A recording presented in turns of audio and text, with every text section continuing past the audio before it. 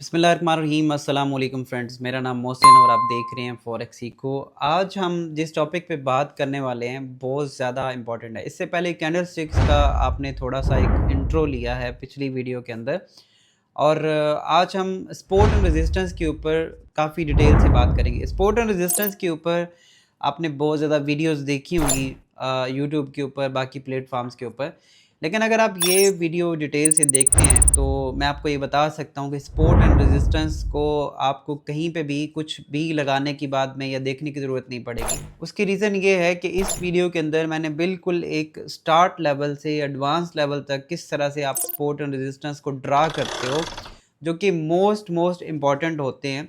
ऐसे levels important हैं जो कि हमें सपोर्ट एंड रेजिस्टेंस से पता चलते हैं कि किन लेवल्स पे हमने बाइंग की तरफ जाना है और किन लेवल के ऊपर हमें सेलिंग जो है ना वो देखना है। और इन्हीं से आगे चल के हम मार्केट स्ट्रक्चर और बाकी चीज़ें भी डिफ़ाइन करते हैं, तो वो अगली वीडियो में होगा। लेकिन अगर आप सपोर्ट एंड रेजिस्टेंस को प्रॉपर ड्रॉ नहीं कर सकते और आपको उसके बारे में मुकम्मल इन्फॉर्मेशन नहीं है, तो आप अगले जो जितनी भी चीज़ें हैं वो आप नहीं प्रॉपरली सीख पाओगे या कर पाओगे।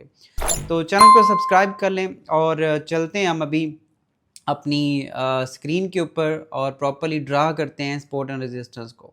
जी तो फ्रेंड्स, अभी आप जो है ना वो स्क्रीन देख रहे हैं मेरे कंप्यूटर के। यहाँ पे आज हमने ये देखना है कि सपोर्ट एंड रेजिस्टेंस जिस टॉपिक पे हम बात कर रहे हैं वो किस तरह से प्रॉपरली ड्रा किए जाते हैं। अब डिफरेंट पेयर्स के ऊपर, एक दो पेयर के ऊपर मैं आपको सपोर्ट एंड रेजिस्टेंस ड्रा करके और प्रॉपरली दिखाता हूँ कि कौन कौन सी चीज़ें आपने देखनी होती हैं, और सपोर्ट एंड रेजिस्टेंस को जब कंफर्मेशन के लिए आप यूज़ करते हो तो उसके लिए आप डिफरेंट टूल्स का यूज़ करते हो, वो कैसे करना होता है। तो इस वीडियो को लाजमी ही आपने एंड तक देखना है ताकि आप प्रॉपरली चीज़ों को समझ सकें और उसको जो है ना वो रास्ते में नहीं छोड़ना आपने, ठीक है। अच्छा, ये GBP USD का चार्ट आपके सामने नज़र आ रहा है। सबसे पहले सपोर्ट रेजिस्टेंस को अगर आप देखो तो सपोर्ट क्या होती है? सपोर्ट आपकी वो प्राइसेस होती हैं जहाँ पे जो बायर्स हैं वो उसको मज़ीद गिरने से रोकते हैं। जैसे ये एरिया था, यहाँ पे था, और इसी तरह से यहाँ पे, या ये एक ऐसी प्राइस है जहाँ पे जहाँ मार्केट ने सपोर्ट लिया और इसको बायर्स ने ऊपर की तरफ जो है वो धकेला है। इसी तरह जो रेजिस्टेंस एरिया होता है, जैसे आप ये देख रहे हो, ये रेजिस्टेंस एरिया कौन कौन से होते हैं? ऐसे एरियाज़ जहाँ पे सेलर्स जो है ना वो हावी हो जाते हैं और वो अपनी जो प्राइसेस हैं किसी भी मार्केट के उसको नीचे की तरफ पुश करते हैं, ठीक है। तो सपोर्ट एंड रेजिस्टेंस में मेन जो डिफरेंस है वो तो यही है कि सपोर्ट के ऊपर बायर्स ज़्यादा होते हैं और रेजिस्टेंस के ऊपर सेलर्स जो हैं वो उनका कंट्रोल ज़्यादा होता है। अच्छा, तो अब हमने ड्रा कैसे करना है और किस तरह से? सबसे पहले तो ये है कि अब सपोर्ट एंड रेजिस्टेंस को कई दफ़ा हम क्या करते हैं कि जो विक होती है, जो कि हमने शेडो पढ़े भी हैं, जिस तरह से ये शेडो है इसके ऊपर भी इसको लिया जाता है। और ज़्यादातर जो इम्पोर्टेंट प्राइसेस होती हैं वो क्लोजिंग प्राइसेस होती हैं। क्लोजिंग प्राइस सबसे ज़्यादा इम्पोर्टेंट होती है किसी भी मार्केट के अंदर। तो उसके लिए हम क्या करते हैं कि लाइन चार्ट का यूज़ करते हैं। अब करंट अगर देखें, ये वीकली चार्ट आपको नज़र आ रहा है, इसमें अगर मैं यहाँ पे इसको मार्क कर लेता हूँ कि मार्केट ने कहाँ कहाँ से जो है ना वो सपोर्ट लिया है। जैसे कि यहाँ पे सपोर्ट लिया है, जो इसके लिए सपोर्ट रेजिस्टेंस के लिए दो जो लेवल्स होते हैं उसका होना ज़रूरी है, जैसे कि यहाँ पे और यहाँ पे। तो इन दोनों को आप मैच कर सकते हो और इस तरह से आपकी एक सपोर्ट बनती है, ठीक है। इसके अलावा आप मेजर एरिया सारे ही मार्क कर सकते हो जहाँ पे मार्केट ने अपना रिवर्सल जो है ना वो लिया था, जैसे कि ये था। इसके अलावा यहाँ पे अगर आप देखोगे तो ये एरिया था, उसके बाद नीचे ये वाला पॉइंट है। इसी तरह से अगर हम रेजिस्टेंस की बात करें तो रेजिस्टेंस कहाँ कहाँ से मार्केट ने लिया है? सबसे पहले अगर आप अभी की रेजिस्टेंस देखें तो ये वाला एरिया है, ठीक है। इसको मैं थोड़ा सा रेड कलर का देता हूँ ताकि डिफरेंट हो जाए सपोर्ट और रेजिस्टेंस से। अच्छा, उसके बाद हम इसको देखते हैं, यहाँ पे भी एक रेजिस्टेंस था, उसके बाद यहाँ पे भी एक रेजिस्टेंस था। तो ये सारे रेजिस्टेंस एरिया हैं। एक और भी याद रखिएगा बात को कि जो प्राइसेस होती हैं उसके ऊपर रेजिस्टेंस प्राइसेस होती हैं। तो वैसे मैंने एक मार्क कर दिया कि ये वो वाले एरियाज़ हैं जो कि अभी प्रीवियसली इसमें रेजिस्टेंस लिया गया। लेकिन एक और चीज़ इसमें ध्यान में रखने वाली ये है कि जब भी रेजिस्टेंस टूटती है तो वो बाद में सपोर्ट बन जाती है, और अगर सपोर्ट टूटती है तो वो रेजिस्टेंस का काम करती है। बाद में वही वाला एरिया ज़्यादातर क्या होता है कि वो रेजिस्टेंस में कन्वर्ट हो जाता है अगर सपोर्ट ब्रेक होती है तो। ठीक हो गया। अच्छा, ये हमने वीकली यानी कि मेजर टाइम फ्रेम में किया। इसी तरह से आप किसी भी टाइम फ्रेम के अंदर इसी को ड्रा कर सकते हो। आप डिपेंड करते हैं कि आप किस तरह की ट्रेडिंग कर रहे हो। डे ट्रेड कर रहे हो तो आप H1 में सपोर्ट एंड रेजिस्टेंस को ड्रा कर लो या H4 में, और उसके बाद फिर आप ट्रेड के लिए एंट्री के लिए M15 या M5 को यूज़ करते हैं। तो यहाँ पे हम क्योंकि वीकली चार्ट को देख रहे हैं जस्ट समझने के लिए, तो ये मैंने क्लोजिंग प्राइसेस के ऊपर लिए, थोड़ा सा इसको आप एडजस्ट कर सकते हो। और ये वाली अब हमारी वो प्राइसेस हैं सारी जहाँ जहाँ पे मार्केट ने अपनी सपोर्ट बनाई थी, और ये वाले वो रेजिस्टेंस एरिया हैं।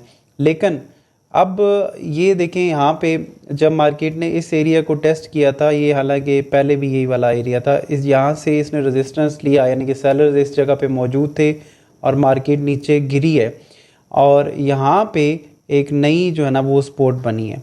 अब ये डेली की सपोर्ट एरिया है, तो उसको आप थोड़ा सा वही उसको शिफ्ट कर सकते हो। ये अगर आप इसको देखेंगे तो ये बिल्कुल मैच करे इसके साथ। ये पहले रेजिस्टेंस एरिया था, यहाँ पे अब ये सपोर्ट बन रही है, और यही वाला एरिया जो है ना वो कितनी देर तक आगे चलता रहता है।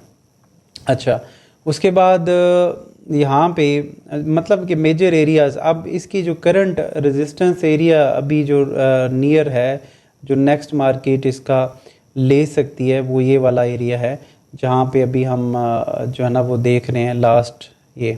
तो इसको आप मज़ीद जो है ना वो क्लोजिंग के ऊपर रख लो, और जैसे कि अभी GBP USD के ऊपर अगर हमने ट्रेड करना है तो इस एरिया के पास हम सेलिंग देख सकते हैं, और इसका जो स्टॉप लॉस है वो इसके हाई के ऊपर होता है, क्योंकि अगर ये ब्रेक हो जाता है तो फिर ये इसके ऊपर सपोर्ट बना सकता है।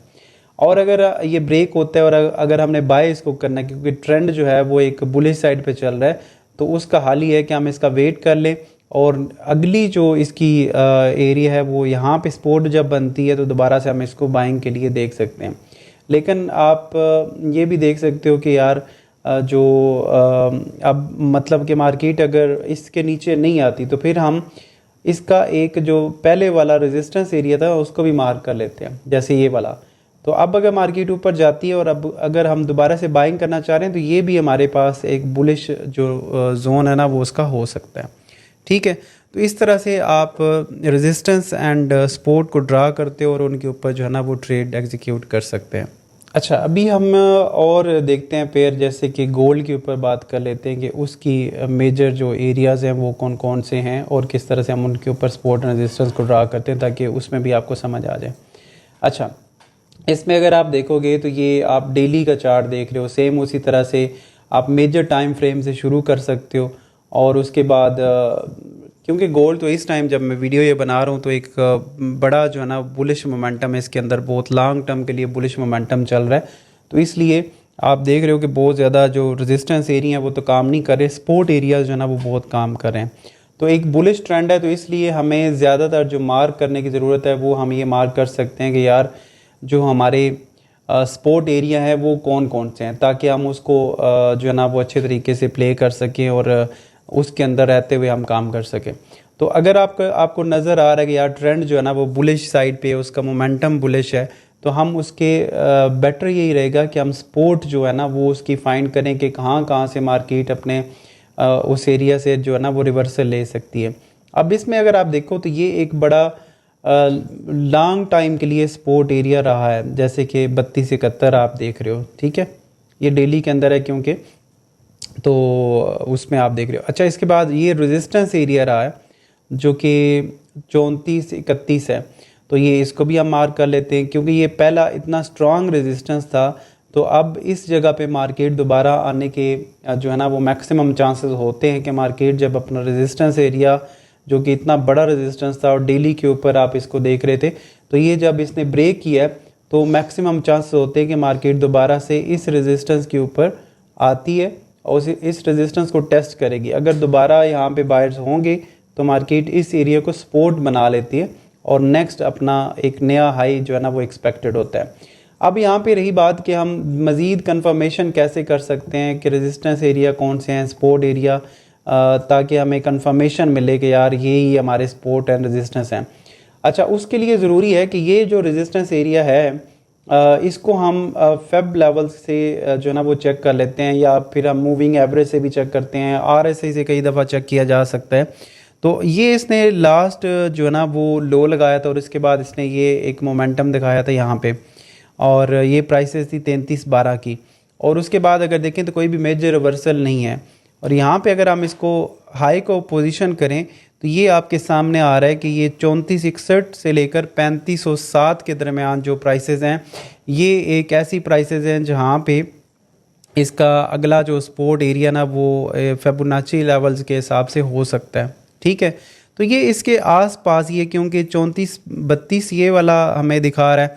और अगर आप इसको थोड़ा सा अलाइन करोगे, क्योंकि यहाँ पे कुछ शेडोज़ भी आ रहे हैं और कुछ इसकी क्लोजिंग ये ऊपर हुई है 34-50 के आसपास, तो यहाँ पे आप क्या कर सकते हो कि एक मेजर जो है ना वो उसकी जो सपोर्ट एरिया है उसको आप ढूंढ सकते हो, तलाश कर सकते हो, ताकि आप उसी एरिया के ऊपर आके मार्केट को बुलिश साइड पे देखें। अब अच्छा जो प्राइस है बाइंग करने के लिए वो ये वाला है। अब इसमें दो लेवल्स आपके आ रहे हैं, एक तो फिबोनाची लेवल आ रहा है और दूसरा इसमें हमारे पास जो पहले वाला रेजिस्टेंस था वो अब इसको सपोर्ट दे रहा है। तो ये एक बेस्ट लेवल बन जाता है बाइंग करने के लिए। तो इस तरह आप अपने डिफरेंट टूल्स के मैच करते हुए उसके जो सपोर्ट एंड रेजिस्टेंस है उसको ज़्यादा कंफर्म कर सकते हो। इसी को आप H4 में अगर आप देखोगे छोटे टाइम फ्रेम में, तो ये हमारे पास जहाँ से मार्केट ने अभी रिवर्सल लिया, क्योंकि लाइव मार्केट में ही अभी आप ये देख रहे हो वीडियो को, तो यहाँ पे ये देखें लाइव मार्केट में भी क्या हुआ है, ये एक इसका रेजिस्टेंस था, ऊपर ब्रेक हुआ है, तो मार्केट ने इसी एरिया को जो है ना वो सपोर्ट बनाया। अब ये सपोर्ट बना तो लिया, ये कितना चलता है या आगे इसको मूव करता है, ये नया हाई ब्रेक करता है, वो इसके लिए ज़रूरी नहीं होता। लेकिन जो भी रेजिस्टेंस एरिया होता है उसके ऊपर मार्केट अपना रिवर्सल जो है ना वो मैक्सिमम शो करवाती है, जो कि 65 पे आप देख रहे हो कि इसने अपना रिवर्सल जो है ना वो दिया। और इस टाइम अगर हम इसकी बात करें सिर्फ इसी पॉइंट को देखते हुए कि कितना ज़्यादा जो है ना वो मूवमेंट आया है, इसको अगर आप मार्क करोगे, मेजर करोगे कि कितना बड़ी मूव आई है, तो यहाँ पे अगर हम देखें तो ये आलमोस्ट 180 पिप की रिवर्सल यहाँ पे इसने सेम उसी लेवल के ऊपर जो है ना वो दिया है। ठीक है, तो इस तरह आप इसको सिंपल तरीके से वो कर सकते हैं। उसके बाद अगली जो सपोर्ट है, अगर मसलन ये ब्रेक हो जाती है तो एक और सपोर्ट आप यहाँ पे देख रहे हो, क्योंकि ये पहले रेजिस्टेंस थी तो ये भी सपोर्ट बन सकती है। अगर ये सपोर्ट नहीं बनी तो ये बन सकती है। ठीक है, और वो 36-55 वाला लेवल बनता है। और अच्छा कई दफ़ा ऐसे होता है कि क्लोजिंग और थोड़ा बहुत डिफरेंस होता है, तो उसको आप एक जोन भी ड्रा कर सकते हैं इस तरह से, ताकि पूरा जोन जो जिस तरह से अब 3653 से लेकर 3655 के ऊपर हमें लग रहा है कि मार्केट जो है ना वो अपना एक सपोर्ट बना सकती है। अगर इस एरिया को ब्रेक करती है तो फिर अगला जो इसका सपोर्ट एरिया वो ये है, फिर उसके बाद अगला उसके आगे फिर सपोर्ट एरिया ये। तो ये सारे सपोर्ट एरियाज़ हैं कि मार्केट में अगर हमने बुलिश देखना है, जो ट्रेंड के साथ मार्केट चल रही है वो बाइंग चल रही है, और अगर हमने बाय करना है और बुलिश साइड पे इसको प्ले करना है तो हमें क्या करना पड़ेगा, कोई भी सपोर्ट फाइंड करनी पड़ेगी और उस सपोर्ट के ऊपर हम उसका जो डिसीजन है वो कर सकते हैं कि हमें यहाँ पे दोबारा से बाइंग के लिए उसको देखना है मार्केट को। तो होप्स हो कि आपको बड़े अच्छे तरीके से मैंने गाइड किया कि सपोर्ट एंड रेजिस्टेंस किस तरह से ड्रा करते हैं या उसके ऊपर कैसे काम करते हैं। प्रैक्टिस करें इसके ऊपर, सपोर्ट एंड रेजिस्टेंस को ड्रा करें और बार बार उसको देखें, आप बैक टेस्टिंग करें कि मार्केट उनको किस तरह से रिएक्ट करती है उन लेवल्स के ऊपर। तो आपको ज़्यादा जो है ना वो अच्छे तरीके से अंदाज़ा होगा कि आप कैसे वो काम करें। अभी जैसे करंटली अगर मार्केट को देखें तो ये उसका एक रेजिस्टेंस एरिया था ये वाला, ठीक है, और इसी जगह पे जैसी मार्केट आई है तो यहाँ पे उसने अपना जो एक रिवर्सल है वो शो करवा रहा है। तो ये इस तरह से आप सपोर्ट एंड रेजिस्टेंस को ड्रा कर सकते हो। सपोर्ट और रेजिस्टेंस की मदद से आप अपनी ट्रेड्स को फाइंड कर सकते हो डायरेक्शन के साथ रहते हुए, और उनके साथ साथ आप अपने जो स्टॉप लॉसेस वगैरह हैं उनको भी आप वहाँ पे देख सकते हो कि हमने कहाँ पे जो स्टॉप लॉस है वो लगाने हैं और किन जगहों पे हमारा जो स्टॉप लॉस है वो ज़्यादा अच्छा काम करेगा और कितने लेवल्स पे हमने उनको किस तरह से उसको फाइंड करना है।